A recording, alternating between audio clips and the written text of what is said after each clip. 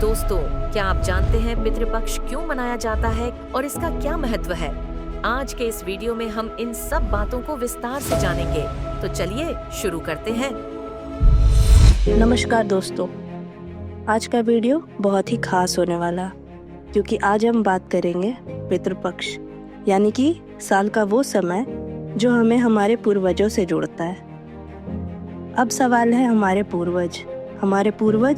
पूर्वज वो जड़ें हैं जहाँ से हमारी शुरुआत होती है। हमारे जीवन का आधार है हमारे पितृ। साथ ही हम जानेंगे पितृपक्ष का महत्व, रामायण और फल्गु नदी से जुड़ी रोचक और पौराणिक कथाएं। तो आइए चलते हैं पितृपक्ष मेले की कुछ झलक के साथ इस अनोखे सफर पे।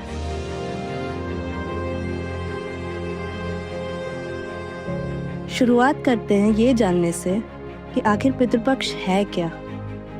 पितृपक्ष साल का वो समय है जब माना जाता है कि हमारे पितृ यानी हमारे पूर्वज धरती पे आते हैं और हमें आशीर्वाद भी देते हैं। यह समय हर साल भाद्रपद शुक्ल पूर्णिमा से आश्विन अमावस्या तक मनाया जाता है।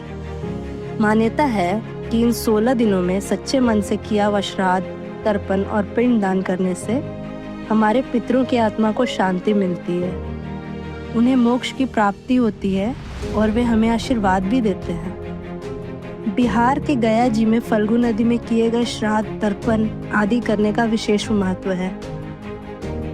पौराणिक कथा के अनुसार गयासुर नाम का एक राक्षस था, जिसे भगवान विष्णु की घोर तपस्या द्वारा वरदान प्राप्त था कि कोई उसे देख ले या छू ले तो उसे मोक्ष की प्राप्ति हो जाती है। यह वरदान पाने के बाद जो भी दानव या राक्षस गयासुर को देख लेता था या उसका स्पर्श कर लेता था, उसको मोक्ष की प्राप्ति हो जाती थी। इस कारण संसार में संतुलन बिगड़ने लगा। तब देवताओं ने भगवान विष्णु से जाकर निवेदन किया। तब भगवान विष्णु ने गयासुर से कहा कि हे गयासुर, तुम्हारा शरीर इतना पवित्र है कि देवताओं का कार्य कठिन हो गया है। तुम अपना शरीर हमें दान कर दो, जिससे लोग यज्ञ और श्राद्ध कर्म के माध्यम से ही पितरों का उद्धार कर सके।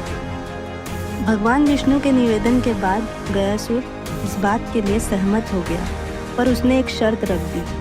शर्त ये थी कि प्रतिदिन उसे 1 मुंड और 1 पिंड का दान चाहिए था, क्योंकि उसने ये शर्त इसलिए रखी कि जिस दिन अगर वो उसे 1 पिंड और 1 मुंड का दान नहीं मिलेगा तब वो जाग जाएगा। तब भगवान विष्णु ने गयासुर की छाती पर आधारशिला नामक एक बड़ा पत्थर रख दिया और गयासुर को उसी शिला से धरती के अंदर दबा दिया। और आज भी भगवान विष्णु के दाएं पैर का चिन्ह विष्णुपद मंदिर में साक्षात मौजूद है। इस घटना के बाद से आज भी और पुराने ज़माने में भी गया जी में प्रतिदिन 1 मुंड और 1 पिंड का दान होता है। पुराने ज़माने में जब यहाँ की जनसंख्या कम थी, तब प्रतिदिन मृत्यु ना होने पर पुतले को जलाया जाता था ताकि गयासुर जाग ना जाए, और यहाँ प्रतिदिन पिंडदान होता है।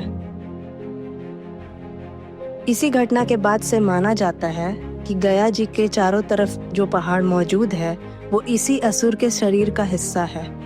इसीलिए वर्षों से गया जी में प्रतिदिन एक शव का दाह संस्कार और पिंड होता है।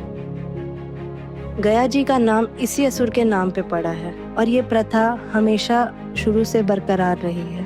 विष्णु भगवान के साक्षात चरणों का दर्शन हमें विष्णुपद मंदिर के गर्भगृह में मिलता है। बड़े आकार का चरण रूपी निशान शिला में साक्षात दिखाई पड़ता है।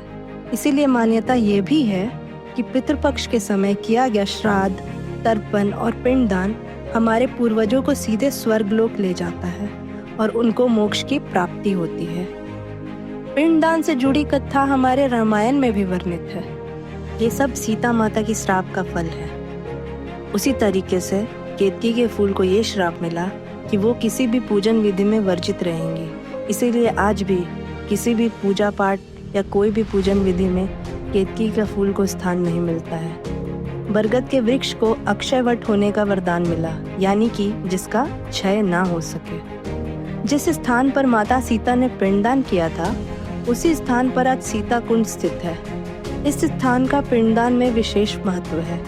माना जाता है कि आज भी सीता कुंड में एक स्थान है जहाँ राजा दशरथ जी का हाथ दिखता है। सीता माता और फल्गु नदी से जुड़ी कथा का विशेष वर्णन पितृपक्ष की पौराणिक कथाओं में किया जाता है। हिंदू धर्म के अनुसार पिंडदान एक बहुत महत्वपूर्ण रिवाज है जो बरसों से हमारे पितरों की मोक्ष प्राप्ति के लिए किया जाता है। ये शब्द पिंडदान में पिंड संस्कृत भाषा से आया है, जिसका अर्थ गोलाकार या गेंदनुमा वस्तु जो चावल से बना होता है, और दान का अर्थ है निस्वार्थ भाव से देने की क्रिया। पितृपक्ष के दौरान पिंडदान करने का विशेष महत्व है। माना यह जाता है कि इस समय के दौरान पिंडदान करने से पूर्वजों को आत्मा की शांति और मोक्ष मिलता है। पिंडदान के कई प्रकार हैं और हर पिंडदान की अलग महत्ता और प्रतीक है। आइए जानते हैं अलग अलग तरह के पिंडदान के बारे में। पहला है एकोदृष्टि श्राद्ध। यह श्राद्ध एक दिन में ही पूरा किया जाता है। 3 प्रमुख वेदियां जो कि फल्गु नदी, विष्णुपद वेदी और अक्षय वट वेदी पे ही सारे श्राद्ध कर्म किए जाते हैं। ये उन पितरों के लिए होता है जिनकी मृत्यु अकारण नहीं होती है। दूसरा है बृहद श्राद्ध। ये श्राद्ध की अवधि अलग अलग होती है और ये 54 वेदियों पे किया जाता है। आस्था अनुसार इनकी अवधि 3, 5, 8 या पूरे पक्ष यानी 16 दिनों की भी हो सकती है। बृहद श्राद्ध में पितृ दोष निवारण की पूजा होती है।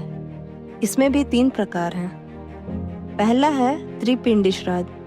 यह श्राद्ध उन आत्मा की शांति के लिए किया जाता है जिनकी मौत आकस्मिक कारणों से हुई है और उनकी आत्मा को मोक्ष प्राप्ति नहीं हुई है और वो प्रेत बनकर इधर उधर भटकती रहती हैं, और परिवार को प्रेत बाधा से मुक्ति के लिए ये पूजा कराई जाती है। दूसरा है नारायण बलि श्राद्ध। ये श्राद्ध उन पूर्वजों की आत्मा की शांति के लिए किया जाता है जिनको मोक्ष प्राप्ति नहीं हुई है, और इस पूजा से पितृ दोष का निवारण होता है और पूजा के बाद काम में बाधा नहीं आती है। तीसरा है नाग बलि श्राद्ध। यह श्राद्ध उन लोगों की आत्मा की शांति के लिए किया जाता है जो नाग योनि में चले गए हैं और वे अपने कुल के लोगों के सपने में आकर निरंतर बताते हैं कि उन्हें नाग लोक से मुक्ति दिलाई जाए।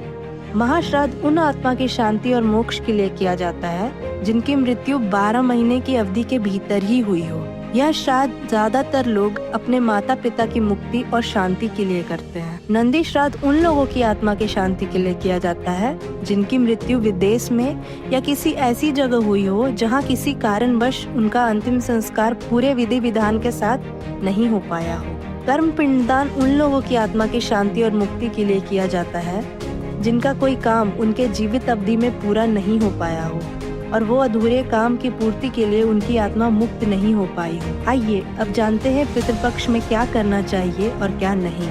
अगर आप पितृपक्ष के दौरान गया जी में पिंडदान करने आते हैं तो आपको कुछ खास बातों का ख्याल रखना चाहिए। पिंडदान धार्मिक मान्यताओं के आधार पर ही करें। किसी पुरोहित या पंडित की मदद से ही पिंडदान करें। पवित्र स्नान करें। पूर्वजों को सच्चे मन से याद कर श्राद्ध तर्पण करें और उनके आत्मा की शांति और मोक्ष की कामना करें। पितृपक्ष के दौरान तामसिक भोजन जैसे कि प्याज, लहसुन, मांस, मछली आदि का सेवन वर्जित है। सत्तू और मसूर दाल का सेवन भी वर्जित है। पितृपक्ष के दौरान किया गया गौदान भी विशेष महत्व रखता है।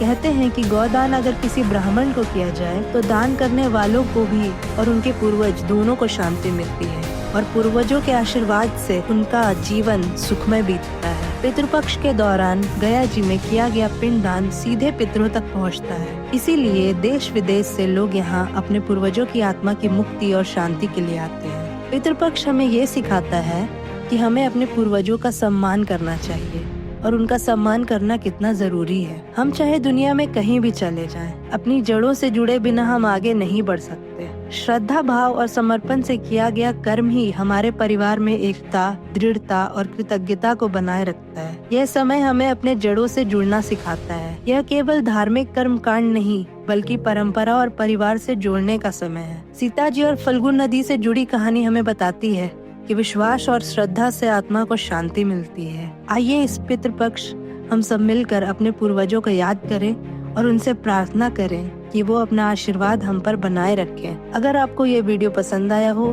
तो लाइक, कमेंट, शेयर और सब्सक्राइब जरूर करें। अगले वीडियो में हम मिलेंगे एक नई कहानी के साथ। तब तक के लिए चैनल को प्यार दें और सपोर्ट करें, शेयर करें अपने परिवार और दोस्तों के साथ। धन्यवाद।